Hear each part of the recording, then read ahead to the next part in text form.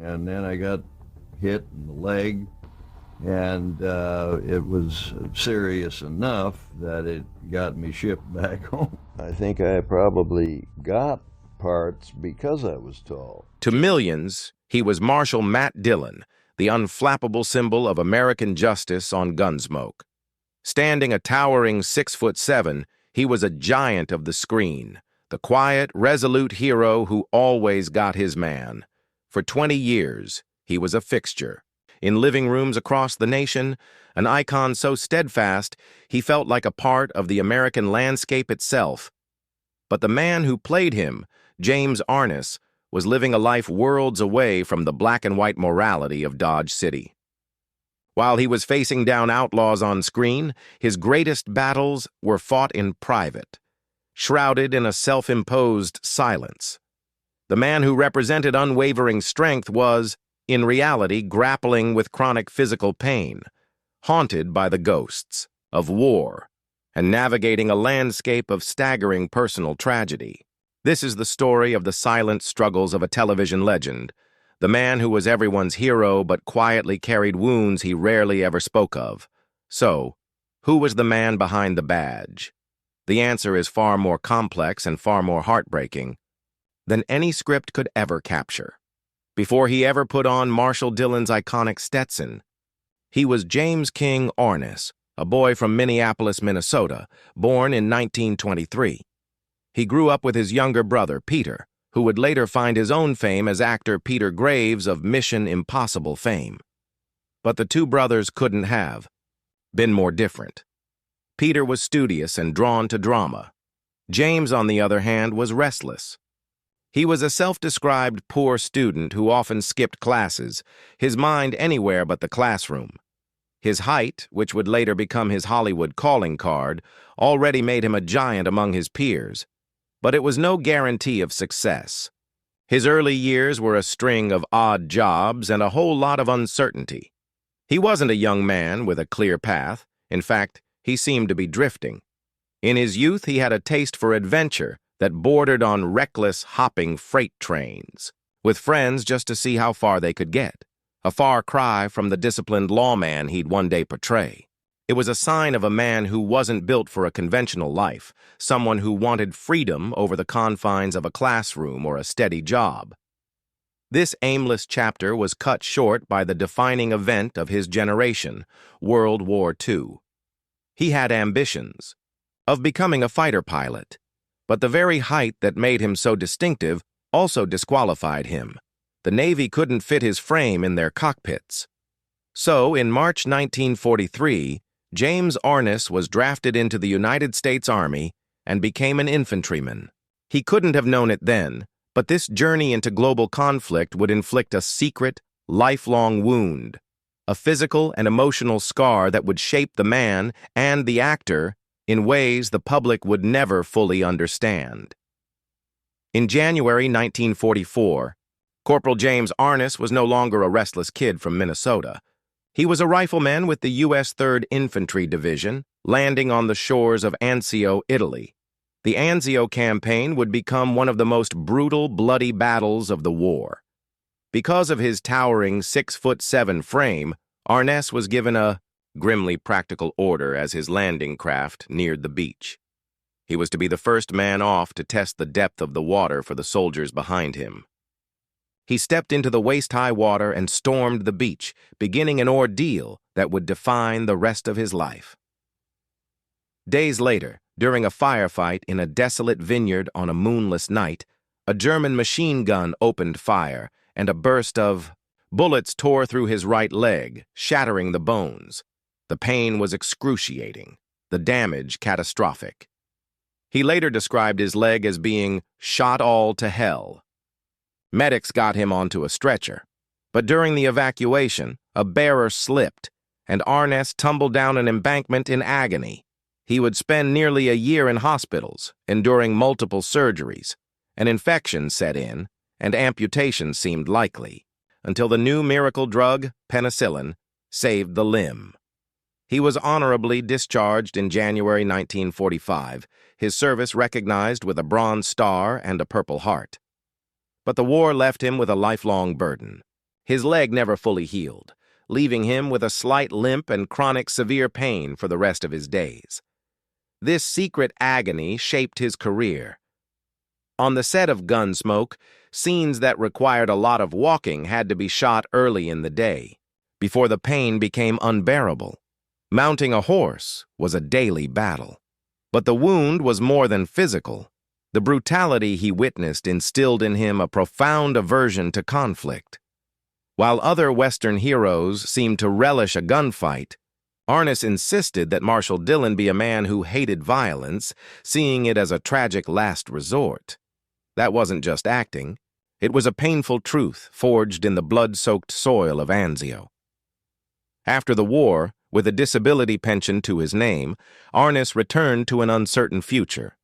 His brother Peter suggested he use the GI Bill for a radio course, and he soon found work as an announcer at a Minneapolis station. But the quiet life wasn't for him, so he hitchhiked to Hollywood. With little money but an unmissable presence, he got noticed, but his height was both a gift and a curse, often limiting the roles he was offered. His first break was in the 1947 film The Farmer's Daughter, where RKO Studios insisted he drop the U from his surname, and James Arness became James Arness. His most memorable early role came in the 1951 sci-fi classic The Thing from Another World, where his frame was used to terrifying effect as the alien creature. He was working, but he was often typecast as a heavy or a monster. Everything changed when he met John Wayne. The two couldn't have been more different. Wayne, the outspoken cinematic titan, and Arness, the quiet, intensely private man. Yet they formed a deep friendship. Wayne saw a quiet integrity in the gentle giant and took Arness under his wing, casting him in several of his films. It was a career-defining mentorship. When CBS was casting for a new TV Western called Gunsmoke, they first approached John Wayne to play Marshal Matt Dillon. Wayne, a massive movie star, had no interest in the grind of weekly television. But he knew the perfect man for the part. He passionately recommended his friend, James Arness. Wayne's endorsement was so powerful that he personally introduced the first episode, telling America he was proud to present his friend, a man he knew would be a star. Ironically, Arness himself was terrified to accept the role that would make him a legend. Taking the role of Matt Dillon wasn't an easy choice for James Arness. In the 1950s, television was seen as a step down for a film actor, a potential career killer. He told John Wayne his fears, and Wayne gave him some blunt advice, pointing out that his height was limiting his film career and that TV was a huge opportunity. Reluctantly, Arness agreed, stepping into a role that would define him for 2 decades. The early days on Gunsmoke were tough. Arness was plagued by self-doubt, often struggling to memorize 15 pages of dialogue a day. But he poured himself into the role, and his dedication helped make Gunsmoke Television's first adult Western, exploring complex moral themes. On set, Arness was fiercely private, shunning interviews so much he was nicknamed the Greta Garbo of Dodge City. He famously banned reporters from the set. But behind the reclusive nature was a mischievous sense of humor. He was a notorious practical joker.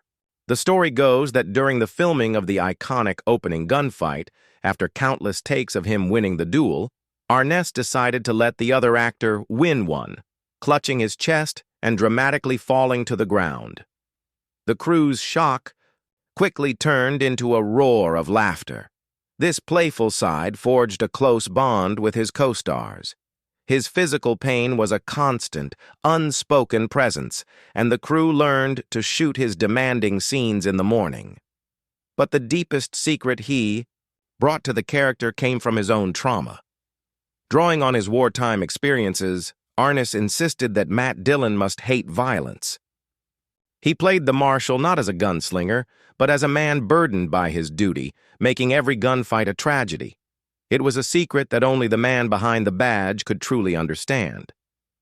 The story of James Arness is one of incredible strength, both on screen and off. If you're finding the story of the real man behind the marshal as compelling as we do, take a moment to subscribe to our channel. We are dedicated to uncovering more hidden histories and untold stories of the legends who shaped Hollywood, and your support helps us continue that mission. While James Arness projected an image of unshakable authority, his private life was filled with turmoil. In 1948, he married aspiring actress Virginia Chapman. He adopted her young son, Craig, and together they had a daughter, Jenny Lee, and a son, Rolfe. The immense success of Gunsmoke brought unforeseen pressures. As his fame grew, Arness retreated further into his private shell. The demanding schedule and lack of anonymity took a toll on his marriage. In 1963, after 15 years, James and Virginia divorced, and Arness was granted custody of the children. The years that followed were marked by unimaginable tragedy. His daughter, Jenny Lee Arness, struggled with her own private battles. Her relationship with musician Gregg Allman was reportedly tumultuous. Then, on May 12, 1975, just days before her 25th birthday, Jenny Lee died by suicide from an intentional drug overdose. The loss was a devastating blow for her intensely private father. The man who solved every problem in Dodge City was faced with a personal grief that had no solution. The heartbreak was compounded 2 years later when his ex-wife, Virginia, also died from a drug overdose in 1977. It was a relentless wave of tragedy, a private war that James Arness fought completely out of the public eye. He rarely, if ever, spoke of the pain, continuing to go to work and embody the hero on screen while carrying a secret burden of grief almost too heavy to comprehend. The same year Arness lost his daughter, his professional world came to an abrupt end. In 1975, after 20 seasons, CBS canceled Gunsmoke. There was no final wrap-up episode, no celebratory farewell. The decision was made by new network executives looking for a younger audience. In what was seen as a final show of disrespect, the cast wasn't informed directly. Arness and his colleagues reportedly learned their show was canceled by reading it in the trade papers. This sudden end, however, might have been a blessing. It gave Arness the freedom he'd always craved. He went on to star in another successful Western, How the West Was Won, and returned for 5 popular Gunsmoke TV movies. But he also finally had time for his passions. One of the biggest secrets of America's most famous TV cowboy was that he was a passionate surfer. He found peace in the ocean and passed this love down to his son, Rolfe. In a remarkable turn of events, Rolfe Arness became the world surfing champion in 1970. Imagine the scene: Marshal Matt Dillon paddling out on a surfboard in Australia to support his son at the World Championship. It was a side of James Arness the public never saw. In 1978, Arness found lasting peace in his personal life when he married Janet Surtees.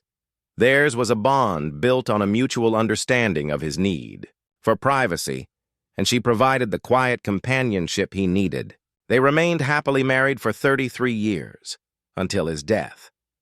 After the storms of war, fame, and tragedy, James Arness had finally found his safe harbor. In his later years, James Arness settled into the quiet life he had always wanted with his wife, Janet, splitting their time between Los Angeles and Hawaii. The man who once banned reporters from his set was now free to live on his own terms. The Gunsmoke TV movies, filmed between 1987 and 1994, allowed him to revisit Matt Dillon one last time, a welcome return to an old friend.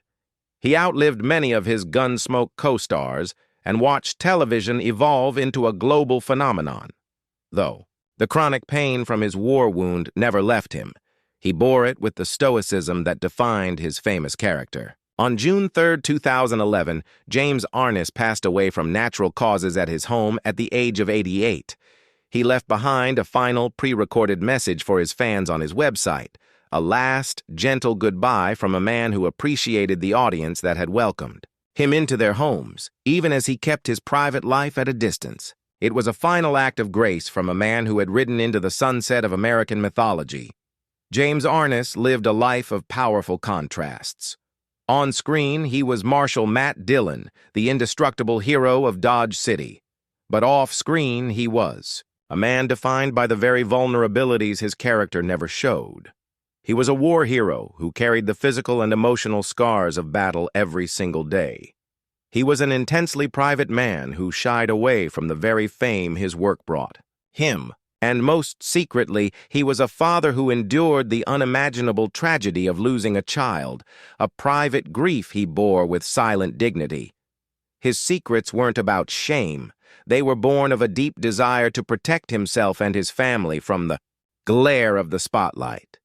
The world knew the legend, but the man behind it was far more complex. He was a prankster with a hearty laugh, a passionate surfer who loved the ocean, a devoted husband who found happiness late in life, and a wounded soul who truly understood the cost of violence. The story of James Arness is a powerful reminder that our on-screen heroes are often fighting their toughest battles when the cameras stop rolling. He was the strong, silent type in the truest sense, a man whose quiet life was, in its own way, as heroic as any story ever told on Gunsmoke.